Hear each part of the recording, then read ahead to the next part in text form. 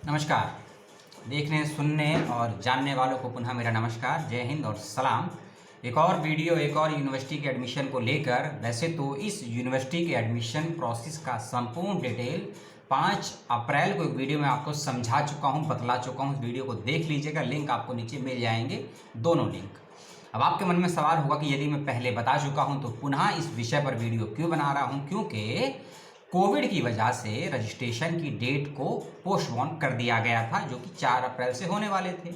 आपके भी सवाल आए थे कि एडमिशन अभी स्टार्ट नहीं हुए, तो विश्वविद्यालय ने 13 अप्रैल को नोटिफिकेशन निकाला और उसके अनुसार अब एडमिशन का लिंक ओपन हो चुका है। अब आप जाके विश्वविद्यालय की वेबसाइट से एडमिशन ले सकते हैं, कोई समस्या नहीं आएंगी। कुछ और ज़रूरी बातें जिसके लिए ये वीडियो बनाया जा रहा है, उस बात का ध्यान रखिएगा। कुछ ज़रूरी ऑर्डिनेंस की बात करेंगे, ज़रूरी डेट्स की बात करेंगे, क्या है नया शेड्यूल उसकी बात करेंगे, कब तक आपका एडमिशन होगा, कैसे आपको सुपरवाइज़र मिलेगा और कैसे आपके टॉपिक का डिसीजन होगा, उसके बारे में क्या क्राइटेरिया है आरएसी का, डीएसी का और पैट का, उस सभी की बात आपसे करूंगा इस वीडियो में। यूनिवर्सिटी ए ग्रेड है, नेक द्वारा मान्यता प्राप्त है और रोहतक में स्थित है। ठीक है, यूनिवर्सिटी इन शॉर्ट में KUK है, कुरुक्षेत्रा यूनिवर्सिटी जो कुरुक्षेत्रा में पढ़ती है, उसके बारे में आपसे बात कर रहे हैं। किस विषय में कितनी सीटें हैं, कितनी फीस है, क्या पूरा प्रोसेस है, उसको लेकर लास्ट वीडियो को ज़रूर देख लीजिएगा। उन बातों को मैं रिपीट नहीं करूंगा इस वीडियो में, जो नई बातें हैं उसके बारे में आपको बताऊंगा। ठीक है, सबसे पहले कि जिन बच्चों का नेट है, जिन बच्चों का JRF है, जो बच्चे CSIR के JRF होल्डर हैं, टीचर्स फेलो हैं या कोई स्पॉन्सर स्टूडेंट हैं या टीचर्स हैं कहीं पर भी, वही कैंडिडेट इस विश्वविद्यालय में PhD के लिए अप्लाई कर सकते हैं। इस बात का ध्यान रखिएगा। यदि आपके पास ये सब नहीं है या कोई भी एक नहीं तो अप्लाई नहीं कर सकते हैं। Without net, without JRF, without scholar, without teachers fellow आप अप्लाई नहीं कर सकते हैं इस विश्वविद्यालय में PhD के लिए। इस बात का विशेष ध्यान रखिएगा। अब बात करते हैं कुछ जो नए अपडेट आए हैं। ठीक है, उसके अनुसार कुछ तारीख बताता हूँ, उस तारीख का मतलब क्या है वह भी समझाऊंगा। 22 अप्रैल 2021 रात्रि 11:59 तक अंतिम तिथि है फॉर्म को ऑनलाइन माध्यम से फिल करके जमा करने की और फीस को सबमिट करने की। फीस भी ऑनलाइन है, फॉर्म भी ऑनलाइन है, एडमिशन का सारा प्रोसेस भी ऑनलाइन है। इंटरव्यू के विषय में या एडमिशन के विषय में जो भी जानकारी मैं आगे दूंगा आपको। 22 अप्रैल 2021 रात्रि 11:59 तक फॉर्म भर दीजिएगा। ठीक है, जिस बच्चे का फॉर्म कंसीडर होगा, सिलेक्शन के लिए नाम जाएगा, उन बच्चों की एक लिस्ट आएगी विश्वविद्यालय की वेबसाइट पर, जो आएगी 7 दिन के बाद, 7 से 5 दिन के बाद। जो तारीख दी है संभावित 27 अप्रैल 2021 दी है, तो 27 अप्रैल 2021 को विश्वविद्यालय की वेबसाइट खोलिएगा। आपका सिलेक्शन हुआ है या नहीं इसकी जानकारी आपको मिल जाएगी। उसके बाद एक डेट है आपके फीस सबमिशन की। फीस सबमिट करनी है आपको लिस्ट आने के 24 घंटे से लेकर 48 घंटे के अंदर, यानी कि 29 अप्रैल 2021 तक। हाँ, यूनिवर्सिटी का नाम फिर से बता देता हूँ, कुरुक्षेत्रा यूनिवर्सिटी रोहतक में पड़ती है। ठीक है, फिर एक डेट है 30 अप्रैल 2021, क्योंकि 27 अप्रैल को वो लिस्ट आएगी जिसमें आपका नाम मेरिट के अनुसार, आपके एकेडमिक डॉक्यूमेंट्स के अनुसार, जो भी क्वालिफिकेशन है उसके आधार पर शॉर्ट लिस्ट किया जाएगा। लेकिन फाइनली लिस्ट जिन बच्चों का एडमिशन होगा उसकी जो लिस्ट आएगी वह आएगी लगभग 29 अप्रैल तक आ जाएगी, 30 को भी आ सकती है। इस बात का ध्यान रखिएगा कि फाइनली किस किस कैंडिडेट का किस किस विभाग में एडमिशन हुआ है या नहीं, इस बात का ध्यान रखिएगा विशेष रूप से। और एक चीज़ का विशेष रूप से ध्यान रखिएगा आप सभी लोग कि आपको अपनी फीस सबमिट कर देनी है लगभग 4 तारीख तक, 4 मई 2021 तक आपको अपनी फीस सबमिट कर देनी है। यह तो हो गई जरूरी जानकारियां। अब कोर्स वर्क सारा ऑनलाइन होगा, इस बात का भी ध्यान रखिएगा। और एक ऑर्डिनेंस की कॉपी मैं अटैच कर दूंगा नीचे। PhD का ऑर्डिनेंस है, क्योंकि हर विश्वविद्यालय का अपना अपना अलग एक PhD का ऑर्डिनेंस होता है, जिसके अनुसार ये बतलाया जाता है, इस बात को तय किया जाता है कि आप PhD करते वक्त किन किन अध्यादेशों का, किन किन नियमावलियों का पालन करेंगे, इस बात की जानकारी ले लीजिएगा।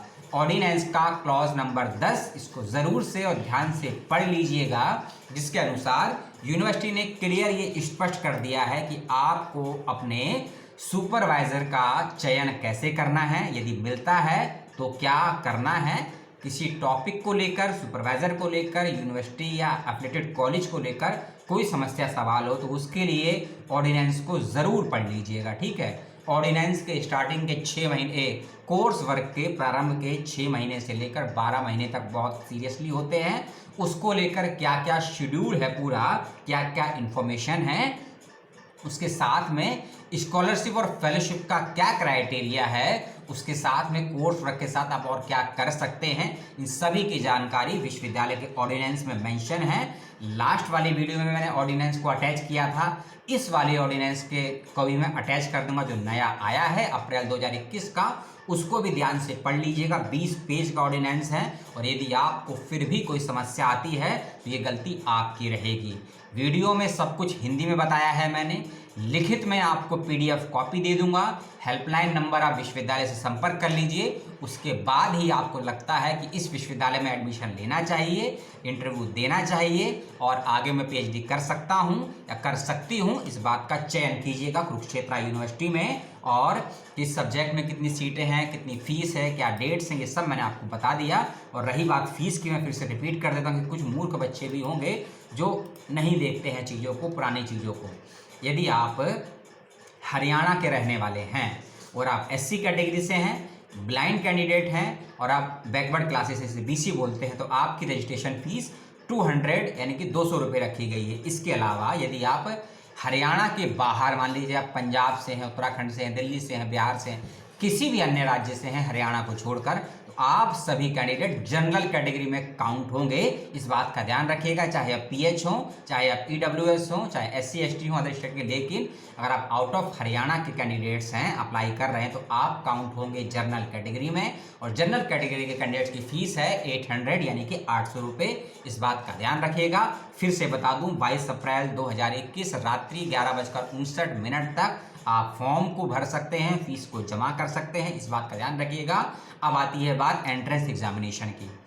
पहले ही मैंने बताया था कि यदि आप नेट क्वालिफाई हैं, JRF क्वालिफाई हैं, स्कॉलर हैं, फेलो हैं या स्पॉन्सर हैं, तो आपको इस अप्लाई के लिए फॉर्म भरना है। इसके अलावा अप्लाई नहीं कर सकता कोई कैंडिडेट, यानी कि एग्जामिनेटेड कैटेगरी के लिए ही यह एप्लीकेशन फॉर्म आया है। और एग्जामिनेटेड कैटेगरी का मतलब होता है कि आपको डायरेक्ट इंटरव्यू होगा आपका, ठीक है। इंटरव्यू की डेट अभी निश्चित नहीं है क्योंकि स्टेट यूनिवर्सिटी का प्रावधान अलग होता है सिलेक्शन का और सेंट्रल का अलग होता है। और यदि स्टेट यूनिवर्सिटी के बाद उसके कुछ अफिलिएटेड कॉलेज हैं उसके पास, जैसे कि अभी काशी विद्यापीठ का फॉर्म आया हुआ है, राष्ट्रीय संत तुकडोजी महाराज यूनिवर्सिटी का फॉर्म है, ये सब स्टेट यूनिवर्सिटी हैं और इनके अफिलिएटेड कॉलेजेस भी हैं और यूनिवर्सिटी के अपने भी कॉलेजेस हैं। तो सभी के अंदर इंटरव्यू और एडमिशन, सुपरवाइजर, रिसर्च टॉपिक, इन सब के क्राइटेरिया अलग अलग होते हैं। इसीलिए सभी यूनिवर्सिटी के सिलेक्शन प्रोसेस और एडमिशन के अपने अपने नियम कानून होते हैं और सभी की जानकारी उनके अपने अपने ऑर्डिनेंस में दी होती है। ऑर्डिनेंस का मतलब होता है अध्यादेश। अध्यादेश ये संसद में पारित नहीं होता है, विश्वविद्यालय की एक स्टैंडिंग कमेटी होती है, बॉडी होती है, उसके अंदर ये सब तय होता है। इसीलिए मैं जरूर से फोकस देकर कह रहा हूँ कि अध्यादेश को पढ़ लीजिएगा। नहीं पढ़ेंगे आप सवाल करेंगे कि हमारा PhD 3 साल में कंप्लीट होना है, हम कहीं से फेलोशिप ले रहे हैं, हमारी एज ज़्यादा हो गई है, नई एजुकेशन पॉलिसी के कौन से नियम लागू होंगे, ये सारी जानकारियां ऑर्डिनेंस में हैं जो आपको डिस्क्रिप्शन बॉक्स में मिल जाएगा। विश्वविद्यालय की वेबसाइट पर भी है, इस बात का ध्यान रखिएगा। अगले वीडियो का वेट कीजिए, वह भी एक और PhD एडमिशन के नोटिफिकेशन को लेकर ही है। स्टेट यूनिवर्सिटी है, उस यूनिवर्सिटी को लेकर एक वीडियो बना चुका हूं, लेकिन जानकारियां ज़्यादा थी, उस वीडियो का यूनिवर्सिटी का पार्ट 2 वीडियो आज ही आपको मिल जाएगा, इस बात का ध्यान रखिएगा। और कुरुक्षेत्र यूनिवर्सिटी में अप्लाई कर दीजिए 22 अप्रैल से पहले।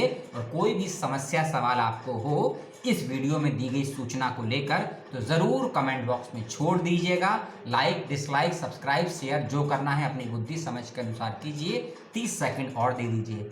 सामाजिक दूरी का ध्यान रखिएगा, चिकित्सीय परामर्श को सावधानी से बरतिएगा और सोशल से ज़्यादा फिजिकल डिस्टेंसिंग रखिएगा। चाहे अपने घर में हो, दोस्तों के साथ हो, किसी समारोह में हो, फिजिकल डिस्टेंसिंग रखिए, तब आप अपने से ज़्यादा दूसरों की सुरक्षा कर पाएंगे। और यदि आपके अपने सुरक्षित रहेंगे तो आप भी सुरक्षित रहेंगे और मानसिक रूप से मजबूत रहिए अपने आप को। और जब तक आप सीखते रहेंगे तब तक आप जीतते रहेंगे। जय हिंद, जय भारत, सलाम।